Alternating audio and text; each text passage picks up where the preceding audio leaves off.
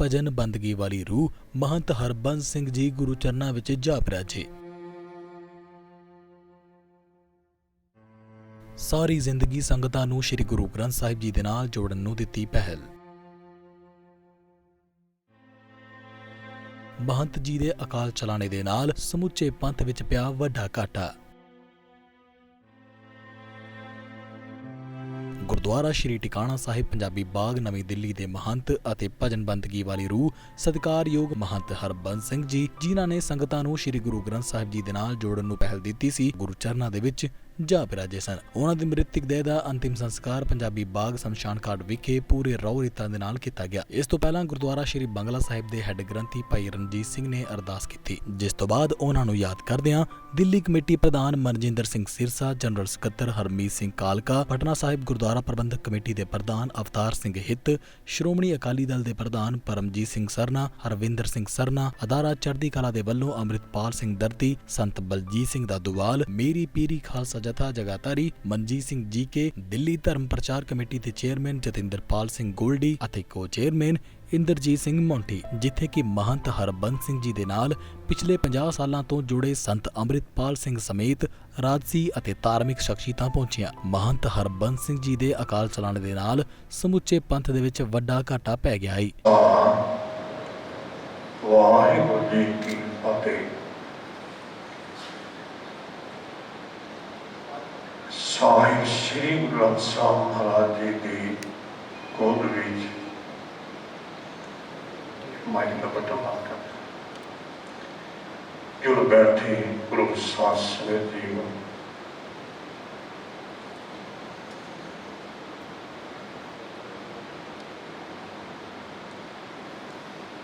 ਅੱਜ ਬੜਾ ਵੱਡਾ ਇੱਕ ਵਿਛੋੜਾ 50 ਸਾਲ ਦਾ ਪਿਆਰ ਪੂਰੇ 50 ਸਾਲ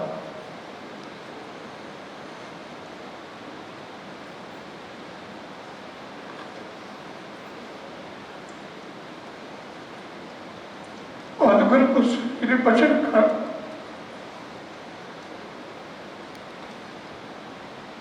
हरबंस सिंह जी के हुक्म चले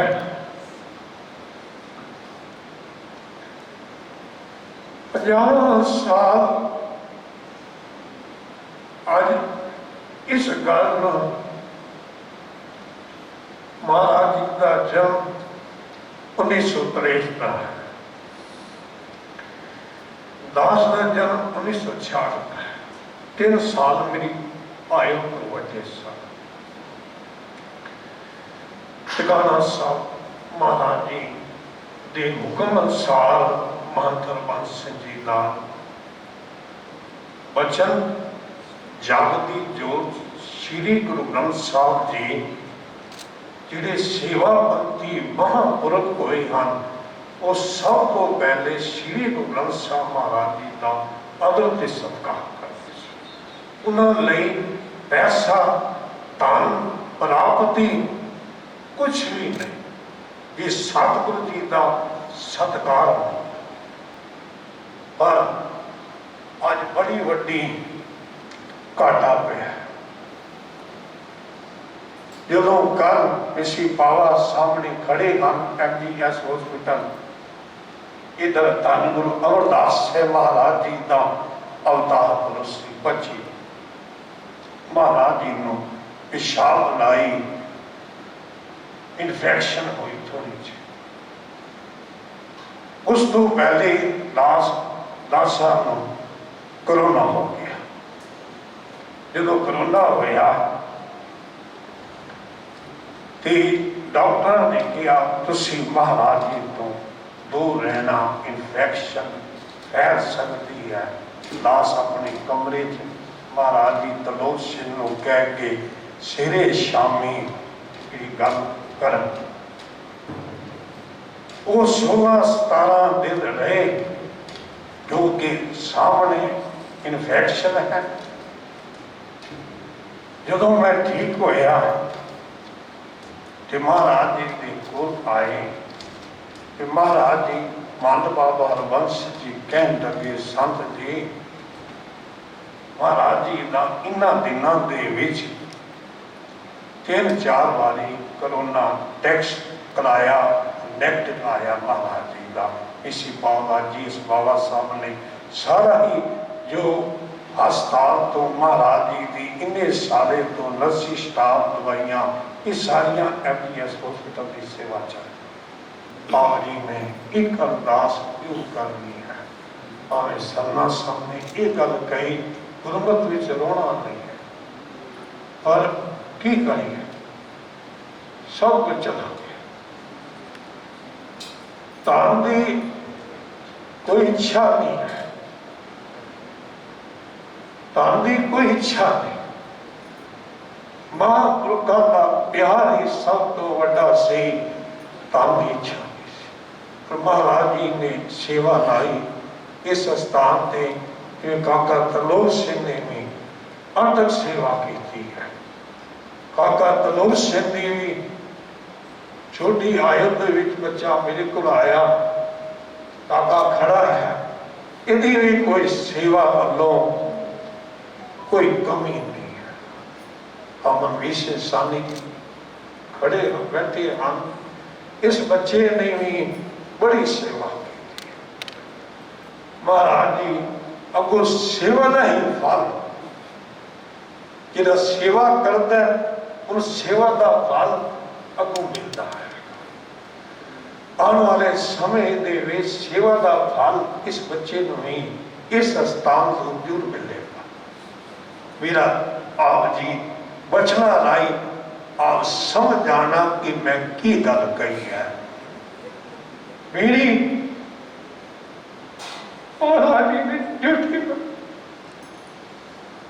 मेरी इच्छा नहीं कि मैं दस्तार इस दस्तार की क्यों महाराज ठीक है, सब कुछ चला गया, सब कुछ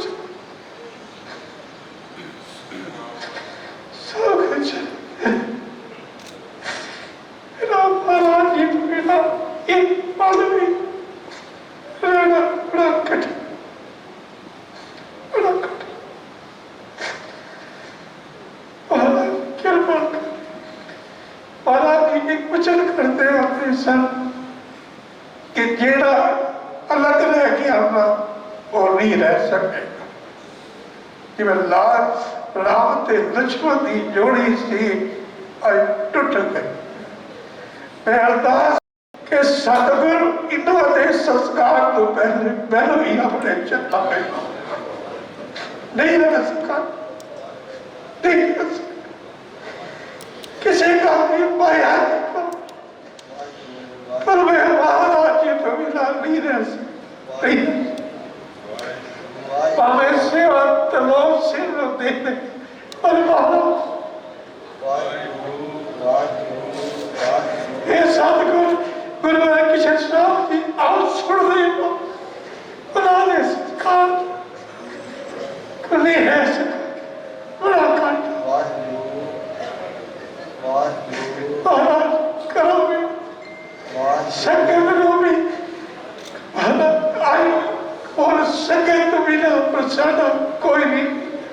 ये बाला अपनी तो श्री गुरु हरकिशन साहब जी ये माता बाबा हरबंस जी आप वचन करते सन कि एक नहीं रह सकेगा, नहीं रह सके, नहीं रह। मैं सिंह साहब भाई रंजीत सिंह जी बेनती करांगा वो स्टेज के अंदर आ जाए। मानतर बन सिंह जी एक बड़ी सुच्ची उच्ची बड़ी पवित्र आत्मा सन। साडा इन्हां नाल निजी प्यार जिहड़ा है अज इसनूं 37 साल हो गए। 37 साल तो असीं बहुत नज़दीक तो इन्हां देखा। इस टिकाणा साहब दीयां रहमतां बख्शिशां इन्हां दीयां मेहरबानियां इन्हां दीयां अरदासां करके शायद असीं अज विचरदे गए। ਵੱਡੇ ਮਹਾਂਪੁਰਸ਼ਾਂ ਦੇ ਵੱਲੋਂ ਵੀ ਔਰ ਮਾਨ ਸਾਹਿਬ ਵੱਲੋਂ ਵੀ ਬਹੁਤ ਪਿਆਰ ਦਿੰਦੇ ਸਨ। ਸਾਡਾ ਦਿਲੋਂ ਸਤਿਕਾਰ ਹੈ, ਪਰ ਇਹ ਮੈਂ ਗੱਲ ਕਹਿਣੀ ਚਾਹੁੰਦਾ ਵੀ ਇਹਦਾ ਘਾਟਾ ਬੜਾ ਹੈ। ਮਨ ਵਿੱਚ ਵਿਛੋੜਾ ਜਿਹੜਾ ਹੈ ਇਹ ਉਦਾਸੀ ਦਾ ਪ੍ਰਤੀਕ ਹੈ। ਮਨ ਉਦਾਸ ਹੈ, ਪਰ ਸਿੱਖੀ ਰਹਿਤ ਮਰਿਆਦਾ ਅਨੁਸਾਰ ਅਸੀਂ ਰੁਦਨ ਨਹੀਂ ਕਰਨਾ। ਅਕਾਲ ਪੁਰਖ ਦਾ ਸ਼ੁਕਰ ਕਰਨਾ ਵੀ ਸੱਚੇ ਪਾਤਸ਼ਾਹ ਤੋਂ ਇਸ ਨੇਕ ਗੁਰੂ ਨੇ ਨੂੰ ਜਿਹੜੀ ਮਨੁੱਖੀ ਜਾਮੇ ਦੇ ਵਿੱਚ ਸੇਵਾ ਬਖਸ਼ੀ, ਉਹ ਉਹਨਾਂ ਨੇ ਪੂਰੀ ਕੀਤੀ। ਐਸਾ ਟਿਕਾਣਾ ਬਣਾਇਆ ਜਿਸ ਦੇ ਵਿੱਚ ਗੁਰੂ ਨਾਨਕ ਸਾਹਿਬ ਦਾ ਨਾਮ 24 ਘੰਟੇ ਜਪੀਂਦਾ ਰਹਿੰਦਾ। ਔਰ ਜੋ ਸੇਵਾ ਸੰਤ ਅੰਮ੍ਰਿਤਪਾਲ ਸਿੰਘ ਹੋਰਾਂ ਨੇ ਕੀਤੀ ਹੈ ਮੰਤਾਂ ਦੀ, ਇਹ ਇੱਕ ਆਪਣੇ ਆਪ ਦੇ ਵਿੱਚ ਮਿਸਾਲ ਹੈਗੀ। ਅਸੀਂ ਤਾਂ ਦੇਖਿਆ ਹੈ, ਕਿਸੇ ਨੇ ਸੁਣਿਆ ਹੋਣਾ, ਕਈਆਂ ਨੇ ਦਾਸਤਾਨਾਂ ਸੁਣੀਆਂ ਹੋਣੀਆਂ, ਪਰ ਅਸੀਂ ਤਾਂ ਹਰ ਚੀਜ਼ ਆਪਣੀਆਂ ਅੱਖਾਂ ਨਾਲ ਦੇਖੀ ਹੈ, ਆਪਣੀਆਂ ਕੰਨਾਂ ਨਾਲ ਸੁਣੀ ਹੈ, ਆਪਣੀਆਂ ਅੱਖਾਂ ਨਾਲ ਦੇਖੀ ਹੈ।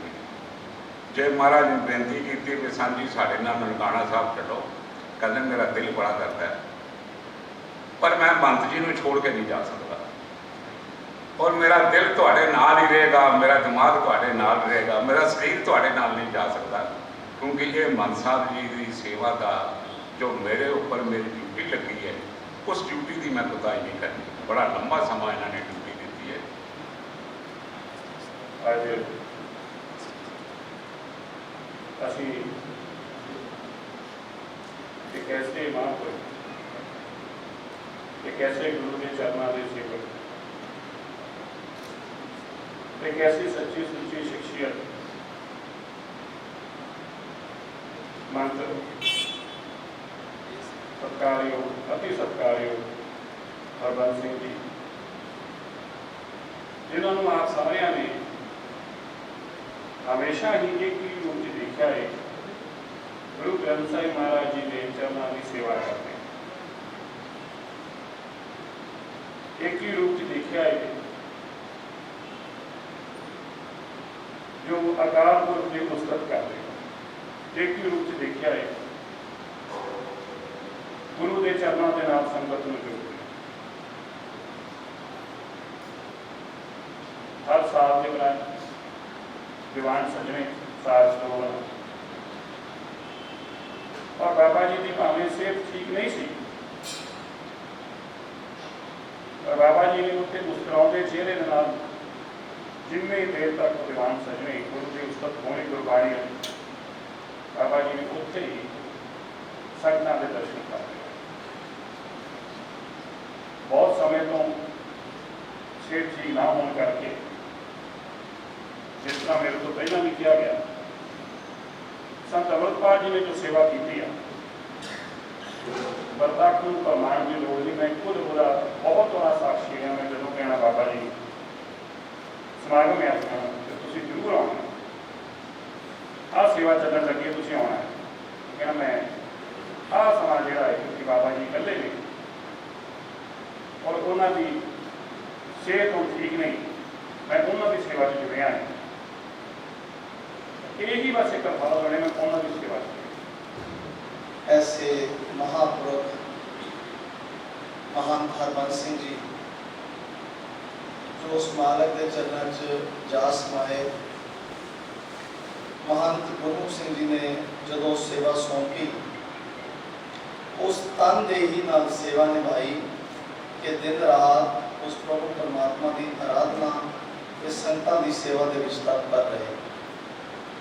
उसी तरीके दे नाल संत अमृतपाल सिंह जी जो अनथक सेवा महंत हरबंस सिंह जी की संतां दी अते समागम जड़े ने वो दिन दुगनी ते रात चौगनी तरक्की के नाल करवाए।